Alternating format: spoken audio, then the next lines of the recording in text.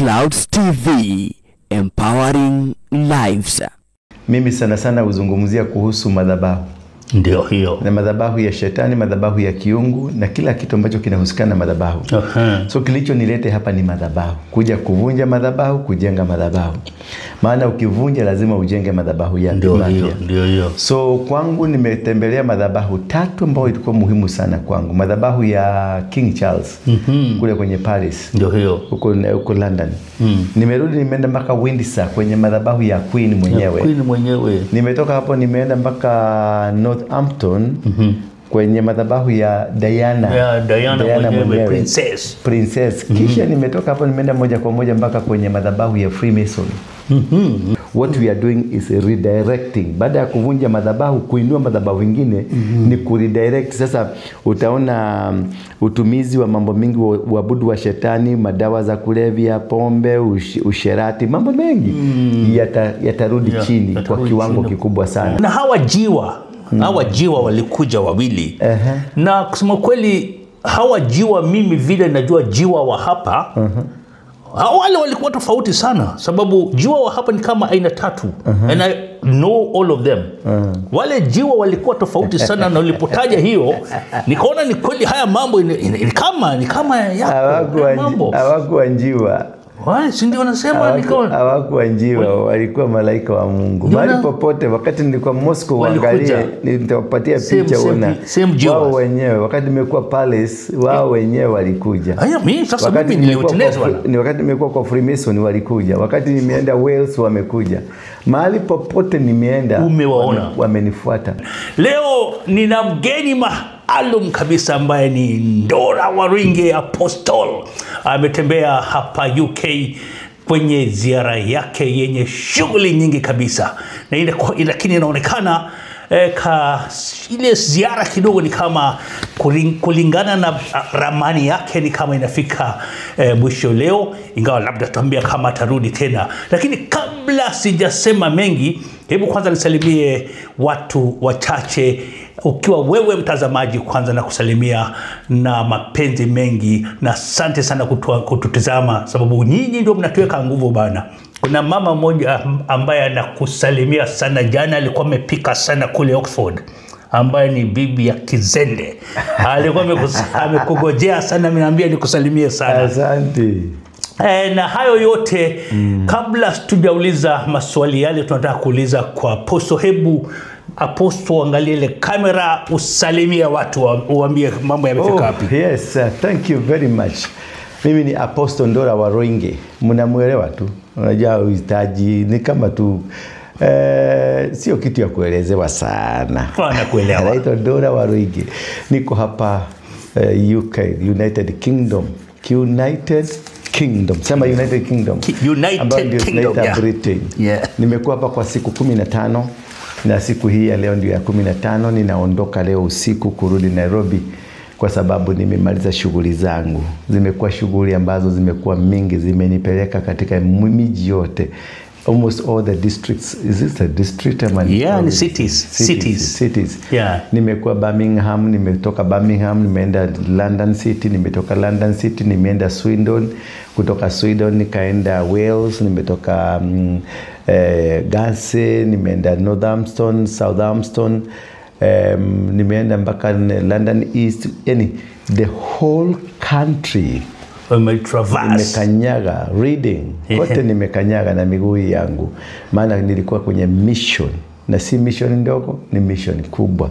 Tunapoendelea tu nitakuelezea zaidi na zaidi. Kama wewe ni siku yako ya kwanza kusikiliza ama kujua safari zangu za huko UK, just subscribe, like na ushare, ndio tuweze kutusaidia kwenda zaidi na kufikia watu wengine zaidi, kwa sababu this is so powerful and good, live and direct kutoka huko Northampton, Yes, yes, asante sana. Yes. Hebu nisalimie tena na nikukaribishe tena. Ningetaka kukuuliza Oxford ni kuzuri sana, imetoka asubuhi. Watu wako salama kabisa. Nilipita huko jana, nimesafiri usiku. Oh, yani hapo tu.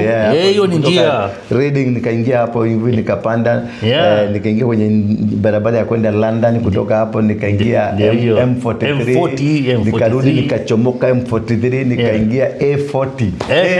Ndio hiyo A40 sasa ni ya kwetu hiyo. Yes, ni sawa. Nimeelewa. Umeelewa kabisa. Umeanza kutamba yani. Kutamba yani. Huko hakuna Koinange, hakuna Uhuru Highway. Ni ma M40, ma A40 what. Lakini ningependa kidogo tu atuguzie kati ya zile sehemu zote ambazo umetembelea. Ni gani ilikuwa muhimu sana kwako? Sehemu 3 muhimu sana ambazo zimesaidia katika hali, katika ukiangalia kwenye taratibu zangu na kwenye mafundisho yangu, mimi sana sana uzungumzia kuhusu madhabahu. Ndio hiyo. Na madhabahu ya shetani, madhabahu ya kiungu na kila kitu ambacho kinahusikana na madhabahu. So kilicho nilete hapa ni madhabahu. Kuja kuvunja madhabahu, kujenga madhabahu. Maana ukivunja lazima ujenge madhabahu ya ndio hiyo. So kwangu nimetembelea madhabahu 3 ambayo ilikuwa muhimu sana kwangu. Madhabahu ya King Charles kule kwenye Paris. Ndio hiyo. Huko London. Nimerudi nimeenda mpaka Windsor kwenye madhabahu ya Queen mwenyewe. Nimetoka hapo nimeenda mpaka Northampton kwenye madhabahu ya Diana mwenyewe, princess. Kisha nimetoka hapo nimeenda moja kwa moja mpaka kwenye madhabahu ya Freemason.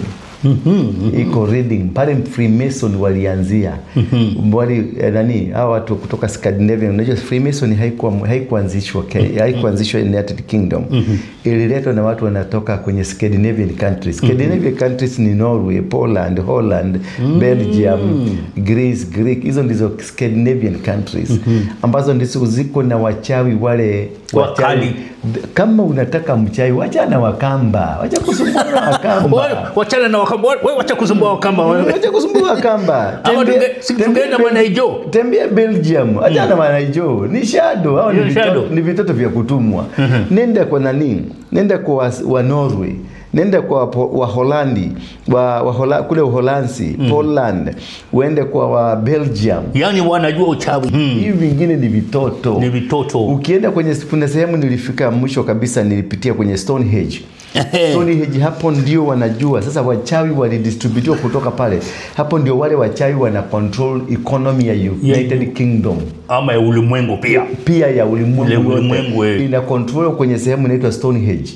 Sasa hiyo sasa ukitembea sasa uende hapo, urudi uende Norway, uende Poland, Holland, uende Belgium, unaweza unganisha mambo. German. German sasa ndio kwa madhabahu. Baada ya hii madhabahu kuundika, the center, the Berlin division ile ilifanyika Berlin ndio sasa kwao wenyewe.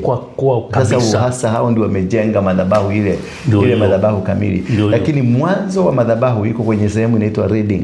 Hapo ndio madhabahu ya kwanza ilifanyika. Kutoka hapo walifanywa distribution, wakaenda America, wakaenda Australia, wakaenda Canada, wakaenda nchi zote za dunia. Sasa hiyo ndio chemichemi ya madhabahu ya shetani.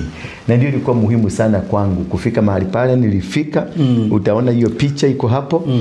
Nilifika kwenye madhabahu, na madhabahu yenyewe Mungu alinisaidia kuivunja. Ila ilikuwa ngumu. Ilikuwa kazi ngumu sana, kama nyingine nilifanya Nairobi, lakini nilifaulu. At the end of the day mambo yamevunja. Na sasa ukisema hivyo umevunja, uliweza kujenga mengine wakati ule, wakati very very short time you've been here. It is 1 minute unavunja hii madhabahu. It's spiritual. Life is spiritual. Okay. Unavunja hii madhabahu na unajenga ingine in the spiritual realm. It's about spiritual. Okay. Unavunja immediately, huwezi kuacha ikiwa vacant. Sababu unavunja na unajenga, unavunja na unajenga. Alafu na unatoa sacrifice. Ndio maneno yote unakamilisha, unaenda the next level of your life. Msikilizaji au mtazamaji unajisikia unasikia mambo hapa. Walikuwa wamekuja akiwa na misheni. Na misheni bado special missions. Na ningependa kukuuliza, ukapata nafasi nyingine ya kuja sehemu hii ama hii nchi tena, ni wapi umebakisha kutembea ambao ungependa sana kutembea, ama kule umetembea ni wapi ungependa kurudia? Ni kwanza kabisa nilikuja kwa mwezi wa 4. Kuna sababu kubwa kwa kuja kwangu kwa mwezi wa 4. kuja kwa mwezi wa 4 kuna ambatanishwa na kwamba ndio mwanzo wa mwaka. Kabla tuletewe Gregorian calendar, mwaka ulikuwa unaanza mwezi wa 4. Mwisho wa mwaka ilikuwa mwezi wa 3. So katika mwanzo wa mwaka wa 4, kitu cha kwanza nilichokifanya ni kwamba kuna madhabahu niliinua ambao baadaye ndio kaona popu akaondoka. Bana madhabahu ni yake haya na wengine zaidi.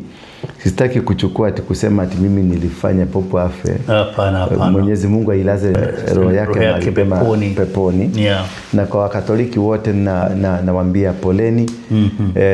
Very soon tutakuwa na popu, na mtafute popu mweusi. Sasa tuone kama popu mweusi atakaa siku nyingi. Kama atakubaliwa. Kama atakubalia ndio tujue kama sisi bado ni wahusika kwenye madhabahu haya ya Katoliki. Hiyo ni kitu kingine. Hiyo ni kitu kingine ambacho lazima tukichangie. Kwa hivyo katika hiyo mizunguko ya kwangu kuna mambo matatu maini ambayo niliyapata na nikaona ni muhimu sana na itafanya nirudi. Hapa. Sasa kuvunja kwa mwezi wa 4 nilikuwa nakamata anga. Ni kule kukamata anga, cloud ya unakamata anga in the spiritual. Unakamata anga ndio unaweza kuielekeza, maana ndio mwanzo wa mwaka. Kwa hivyo lazima ukamate madhabahu ya Freemason, ukamate madhabahu ya King ambao ndiye anatawala dunia mzima. Na kule Birmingham tuliona kulikuwa na madhabahu nyingine ile ya Zerubbabel. Tunakamata hiyo, alafu tukamata madhabahu ya Vatican na tukamata madhabahu ambayo iko Moscow. Sasa ndio tukaelekeza mwaka. Sasa we are reorganizing kuelekeza mwaka katika mazingira ya kiungu. Maana tumekamata anga, tumekamata madhabahu yote ya kishetani.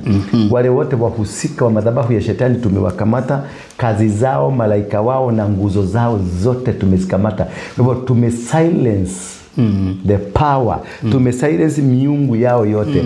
Sasa what we are trying is redirecting to where it's supposed to be, where the world is, the movement ya dunia ina Mungu anataka ikueaje. Sasa now what we are doing is redirecting. Baada ya kuvunja madhabahu, kuinua madhabahu mengine ni kuredirect. Sasa utaona utumizi wa mambo mengi, uabudu wa shetani, madawa za kulevya, pombe, usherati, mambo mengi yatarudi chini kwa kiwango kikubwa sana. Na ile mambo ya one world order itarudi chini kwa kiwango kikubwa sana. Na revival itainuka kwa kiwango cha juu dunia mzima. Revival ya Kikristo utaona itainuka kwa njia, maana ilihitaji mtu ambaye alikuja ainue tena upya madhabahu, afanye magano mapya, afanye the renewal ya madhabahu mapya, ndio tuweze kuingia katika mikataba mipya na Mungu. Kidogo niulize, wakati unasema mlifanya, mimi nikuona ukiwa peke yako hapa. Lakini ukisema mlifanya ama yani yote mmefanya, ni kama uko na watu wengine ambao mnafanya nao. Kwenye Biblia kuna huyu Gehazi alimwenda kumwambia Elijah, akamwambia maadui wamekuja na ni wengi sana. Na akamwambia usiwe na wasiwasi, maana walio na sisi ni wengi kuliko sisi. Kwa hivyo ni imani. Na imani natembea na malaika. Mahali popote ninapoenda natembea na malaika. Niko na Yesu, niko na Roho Mtakatifu, niko na Mungu. Wakati Mungu alikuwa anatengeneza mtu, alisema tumuumbe mtu kama sisi. Kwa hivyo na kuna mtu haujui ni akina nani hawa, alikuwa anazungumza na wao, lakini anasema tumuumbe mtu kama sisi. Kwa hivyo wakati mahali popote unaenda, wewe ni maumbile ya Mungu. Kwa hivyo kila kitu Mungu alikuwa nacho amekupatia, because you are the image, the character of God. So wherever you go, you have God with you, you have the Holy Spirit with you, na uko na malaika wa Mungu, uko na makerubi na maserufi. Saying that, remember the time we went to in our first interview, ingawa tunaongea Kiswahili sababu napenda kupromote Kiswahili sana. In our first interview, pale hivi welcome break, kuna hawa jiwa walikuja wawili. Na kusema kweli hawa jiwa, mimi vile najua jiwa wa hapa, wale walikuwa tofauti sana, sababu jiwa wa hapa ni kama aina 3. And I know all of them. Wale jiwa walikuwa tofauti sana, na ulipotaja hiyo nikaona ni kweli haya mambo ni kama ya mambo. Hawakuwa jiwa. Si ndio wanasema nikaona hawakuwa njiwa, walikuwa malaika wa Mungu. Mahali popote, wakati nilikuwa Moscow, angalia, nitawapatia picha una wao wenyewe. Wakati nimekuwa Palace, wao wenyewe walikuja. Mimi sasa mimi ni wakati nimekuwa kwa Freemason walikuja. Wakati nimeenda Wales wamekuja. Mahali popote nimeenda umewaona, wamenifuata. Maana ni malaika walinzi. Hao ndio malaika walinzi. Na ndio safari yako inaenda vizuri bila tabu. Unaona sina hiccup hata kidogo. Na kwingine sikwambii nakwambia tu nataka kufika mahali fulani, sikwambii unaamini wapi. Lakini ninakupeleka, mimi si mwenyeji hapa, nakupeleka kule. Of course. By the way, for in that very short time umetembea sehemu zingine hata sijatembea. Hujatembea huko hapa miaka 20 lakini hujaenda. Mimi nimeenda 3/4. Nimeenda 3/4 of UK. That's the thing. Dora amekuja akiwa na plani yake na akiwa na kazi ile ametumwa, na kwa hivyo lazima ingempeleka kila sehemu ile alikuwa ameramania ama ametumwa. Na kwa hivyo kitu cha muhimu sana ni kuelewa kila mtu ako na kusudi lake. Kwa kusudi la Mungu kwa juu yako na mipango ya Mungu juu yako, kila mtu ako na mipango Mungu amempangia. Kwa hivyo mipango yako uliyopangiwa sio mipango yangu niliyopangiwa.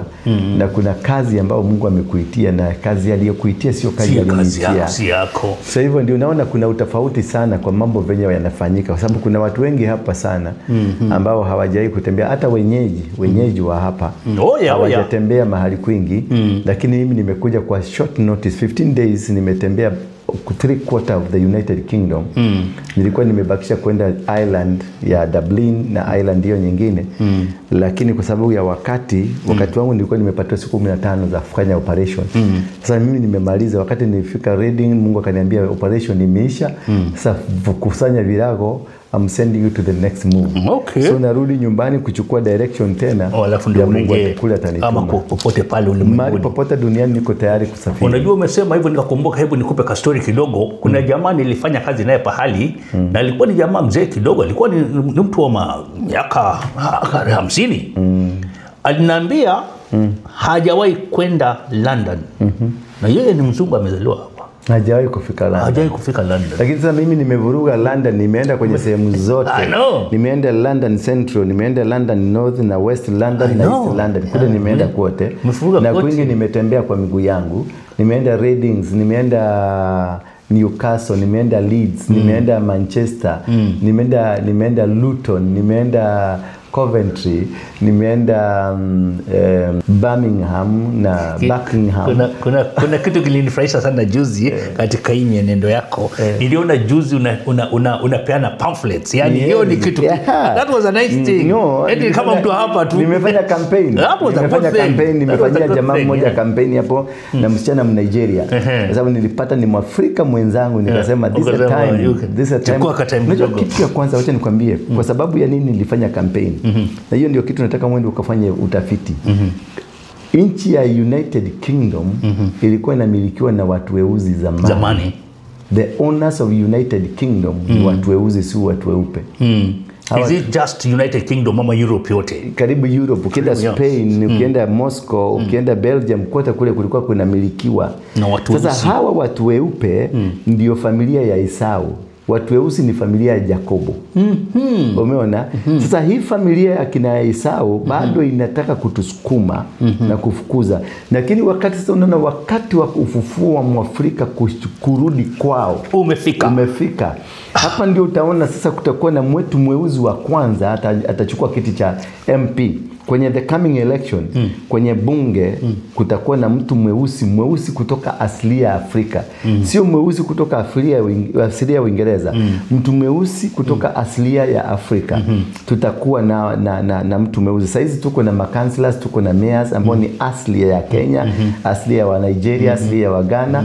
Wako hapa wanafanya, Wahindi wamo wanafanya hapa. Lakini this is the first time utapata mtu mwenye asili ya Afrika. Na atakuwa member of parliament, na ninaona kama atakuwa Mkenya wa kwanza kabisa atakayeshinda mwanamke, atakayeshinda mwanzo kabisa wa kwanza kabisa kuwa mbunge, atakuwa Mkenya. Maoni yetu ni maoni yangu na maombi yangu.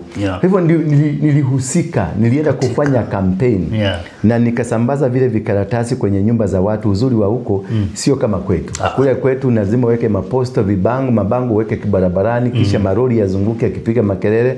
Hapa ni uende kwenye nyumba, mabango yako mazuri madogo unarusha kwenye mlango. Zile reflex zile zinarishwa kwenye box, letterbox pale. Ukirusha kule sasa ondoka enda zako. Kuna shida. Ondoka enda zako. Mimi nilitenda wema. Na ulikuwa unatenda na unabariki, si ndio? Unabariki na unamuombea, nikakanyagisha miguu yangu. Maana Biblia inaniambia mahali popote utakapokanyagisha miguu utamiliki. Sasa mimi nilikuwa nakanyagisha miguu kumiliki. Kutoka hapo nilikuwa na mikutano na wazee.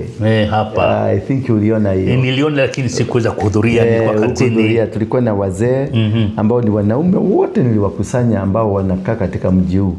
Wote tukakwenda tukachinja mbuzi, tukakula pamoja, tukakuwa na mawasiliano moja. I really miss that. Nitakutumia picha utawekea. Tulikuwa na mawasiliano 1 2 3, tukazungumzia mambo 4 ambayo tulizungumzia. Tulizungumzia kuhusu the boy child. Tulizungumzia kuhusu ulevi na madawa za kulevya. Tulizungumzia kuhusu kumiliki ardhi hapa. Kumiliki ardhi. Na tulizungumzia kuhusu kubadili nia. Unajua kuna kule kuishi mahali ulikuja ukiwa mtumwa, bado unaishi kama mtumwa miaka yote. Sasa nilitaka kubadili nia. Sasa ulifika, where we are here. You are here because you belong here. Hii ni ardhi yako, ilikuwa ya babu zetu. Kuja kutembea. Haukuja kutembea, ulikuja kwenu. Kwa hivyo miliki mashamba. Miliki mashamba, miliki mahospitali, miliki makampuni, miliki mabiashara. Nikaenda kwenye barabara moja inaitwa barabara moja kwenye Northampton. Kuna biashara nyingi sana. Pale kuna nini? Kwenye mji. Tukatembea tukakuta kuna Waganda wamemiliki biashara, kuna Watanzania wamemiliki biashara, kuna Wakenya wamemiliki biashara, wa Nigeria wamemiliki biashara. It is going well. That's a trend now. That's a trend. How wasaidiane wale wengine walio hapa, wasaidiane kumiliki biashara, makampuni ya usafiri, makampuni ya uzalishaji, yote hayo. Mashamba ya kilimo. Waafrika wherever wako wamiliki, wakamate ile miliki. Ndio kwa maana hiyo ndio kitu kimoja nilikuja kufanya hapa. Kuvunja madhabahu yaliyozuia Waafrika kumiliki. Nimeenda Oxford nikakuta Dr. Maina. Ni mama mmoja kutoka Karatina. Na by the way, asante sana kwa ulimkaribisha. Alikutafuta sana. Huyo mama ni mhariri katika chuo kikuu cha Oxford University. Unakuta mama Mkenya ambaye ndio mwalimu pale. Ikanifurahisha sana. Na kusalimia Dr. Maina, Dr. Mary Maina, mahali popote ulipo unatutazama, unakumbuka hapa, na wewe ni mmoja wetu. Asante. Na tunakupenda. Alafu sana nikakuta ako na hari kubwa ya kumpigania mtoto mvulana. Sana. Tutakuwa na kikao kingine, Mungu majaliwa, miezi 2-3 nitakaporudi hapa. Tutakuwa na kikao cha kuita vijana wote wa kutoka Afrika. It's very important. Tuwaite pamoja kwenye kongamano moja, tuweze kuzungumza na wao. Wa Nigeria wakue pale, Waganda wakue pale, Waganda wakue pale, wa Kenya wakue pale. Kila watu na tamaduni. Najua kila nchi na tamaduni yake. Sasa wacha Wakikuyu, wacha Wakamba. Nchi yenyewe iko na tamaduni. Tukalete utamaduni wa nchi wa Nigeria, utamaduni wa nchi ya Kenya, utamaduni wa nchi ya Tanzania. Tukashirikiane kama ndugu moja. Do you think there's one culture that ati Kenya ni culture? Kiswahili ni culture. Basi hiyo ni lugha. Ni lugha, lakini iko na tamaduni yake, iko na mambo yake. Kwa hivyo kuna ile lugha ambayo ni ya kitaifa. Hiyo ndio tutaweza kuipendekeza sana. Lakini bado tutakubalisha vikundi mbalimbali, kama ni Wakikuyu wakikuja walete chakula yao, wa Nigeria walete fufu, tutaangalia maneno kama hayo. Wa Tanzania walete mutori, mtori na supu ya mtori. Ana nyingi nyingi nzuri zao. Chakula nzuri. Kuendeleza mass. Kwa sababu we need to promote and now start owning. Sasa ni positioning. Putting yourself into the position and owning. Tukishika anga, kwa sababu sasa tumekamata anga. Sasa ni kukamata ardhi yenyewe, kukamata kila kitu. Na the next thing tutashinda. Nilikuwa na mchanga pale kwenye Birmingham Palace. Ni kwa sababu gani? Sababu ya kwanza ni kwamba mchanga ule ndio uliochukuliwa kutoka kwa nchi yetu. Maana nchi yetu ndio iliyo na baraka. Afrika ndio nchi yetu. Na nchi yetu ya Afrika iligawanywa kwenye misingi ya mataifa kulingana na mataifa wa Belgiji, wa Jerumani, wazungu hawa walikaa kwenye Berlin Conference, kisha wakaigawanya Afrika kwenye vipande. Sasa tunachotaka kukifanya ni kuregesha Afrika kuwa kitu kimoja. Walichukua mchanga wetu na ardhi yetu na rasilimali zote zetu. So nilibidi niende nikachukua ule mchanga, maana mchanga ndio wenye rasilimali, ndio wenye ardhi, ndio wenye heshima. Nikauchukua, nikaunenea, nikamwambia rudi nyumbani. Mchanga rudi nyumbani. Ulichukuliwa kimakusudi, ndio watu ambao ulitengenezwa kwa ajili yao. Mwafrika uliibiwa, kwa maana wameiba kutoka kwa Afrika. Unakuta kahawa yetu imeibiwa, majani chai yameibiwa, sukari yetu imeibiwa, malighafi imeibiwa, gold, silver, vitu vyote vimetolewa kutoka Afrika. Na kilichorushiwa katika Afrika ni magonjwa, tukarushiwa confusion, tukarushiwa madikteta, tukarushiwa makanisa ina mbalimbali ya kutugawanya kwenye misingi ya kimakanisa, misingi ya kidini, misingi ya kikabila. Yani mipaka ikawekwa ya Wakikuyu, Wajaluo, kukakuwa na mpaka wa Kenya, Tanzania, kwa kusanisha wote. Alafu kukakuwa na wanaongea lugha ya Kifaransa, wanaongea lugha ya Kisungu, wanaongea Kibelgiji. Yani unakuta kuna vitu vilifanywa kwa makusudi kuhakikisha wametutawala. Sasa kusudi yangu kuja hapa ni kuleta that kind of the spirit, or the African spirit, and change the way things will be looking. Kwa hivyo kutoka sasa kutakuwa na ufufuo mkubwa sana in Africa. Na wazungu watakiona cha mtamakuni. They will work for us. Watafagia nyumba zetu in future. Si in future, kuanza sasa. Ni Ndora Waringi anasema sisemi kitu. Halafu nasema lakini itafanyika. Hebu niseme vizuri umeongea hivyo, sababu hawa watu walipotugawanya, kila nchi ilituletea lugha yao tuiongee. Sisi tuache lugha yetu tuongee yao. Na unakwambia huwezi pata kazi nzuri bila kuongea lugha yangu, lazima uongee lugha yangu. Unajua lakini ujanja walio nao ni hivi. Mjerumani hawezi akaongea Kiingereza. Wote hata akikuja kwa Uingereza ataongea lugha ya kwake. Mchina anaongea lugha ya kwake.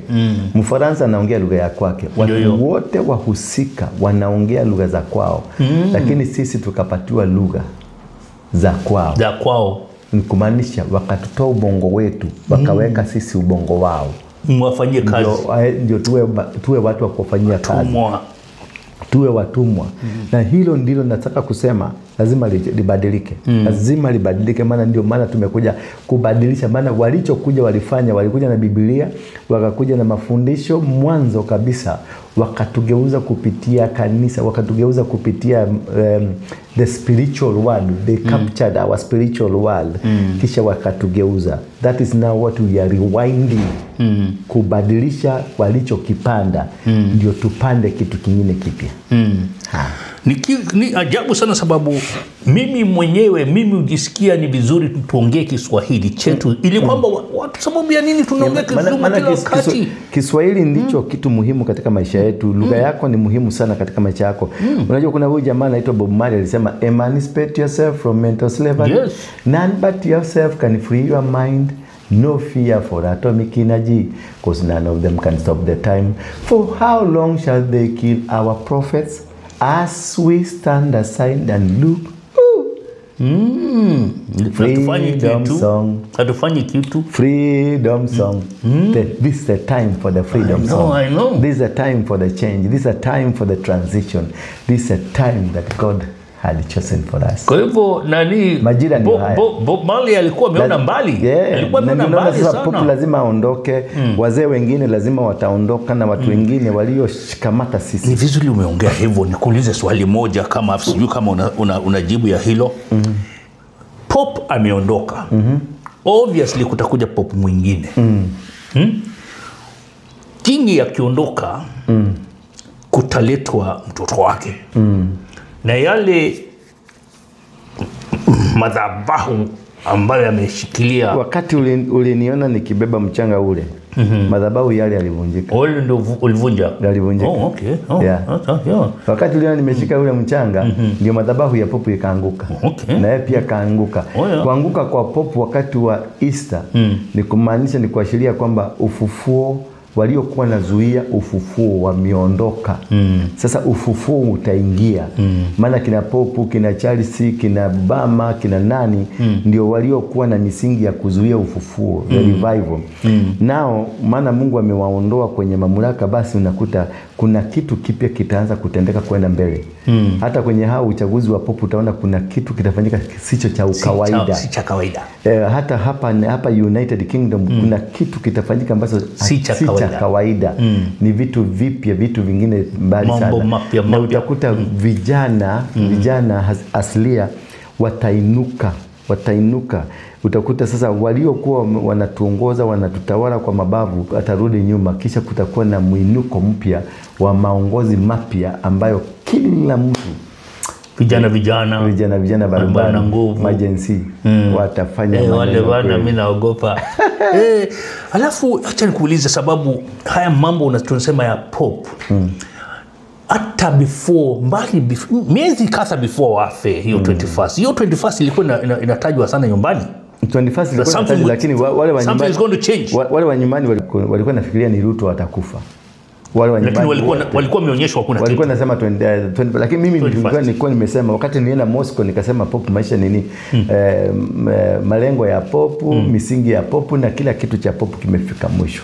Nilikuwa tunangojea data ndio nikakuja hapa kwa sababu hii ni miliki moja na Popu katika ulimwengu wa kiroho. Hii ni miliki moja. Kwa hivyo lazima ningekuja pia nivunje madhabahu haya ndio ile miliki ili kose nguvu. Ikose nguvu ile ndio ififie. Rafiki yangu. Baba. Bwana wewe bwana ni mtu anasoma mengi sana.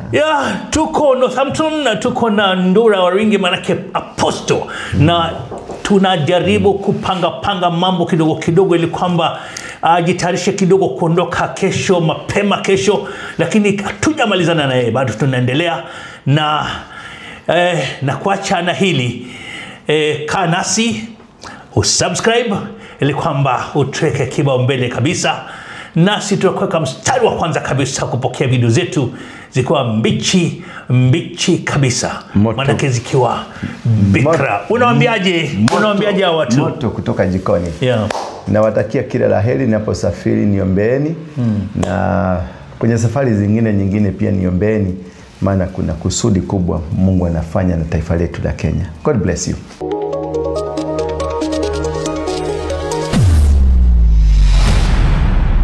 Bethel Clouds TV, empowering lives.